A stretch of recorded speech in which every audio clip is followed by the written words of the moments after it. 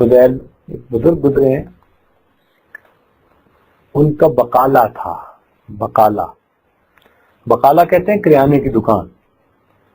تو اس زمانے میں چاندی کے روپے ہوتے تھے، درہم و دینار، اور وہ جب گھس جاتے تھے نا کہ اس کو پڑھ نہیں سکتے تھے تو لوگ کہتے تھے جی یہ کھوٹا سکہ ہے. کھوٹے سے کیا مراد کہ پڑھا ہی نہیں جاتا، کیا ہے کیا نہیں، کہتے تھے کھوٹا سکہ ہے.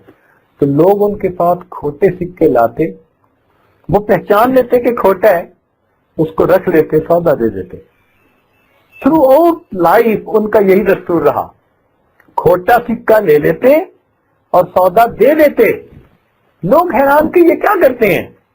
اللہ کی شان، جب ان کی وفات کا وقت قریب آیا تو اس وقت وہ اللہ کے حضور دعا مانگنے لگے، اللہ میں ساری زندگی تیرے بندوں سے کھوٹے سکوں کو قبول کرتا رہا، اللہ اب تو بھی میرے کھوٹے عملوں کو قبول فرما لے.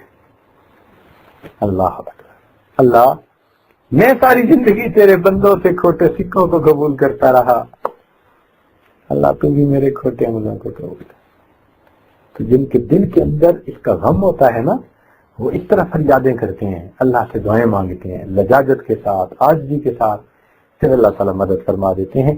تو دعا ہے اللہ تعالیٰ ہمارا تزکیہ فرما دے اور ہمیں دنیا اور آخرت میں عزتوں بھری زندگی نصیب فرما دے.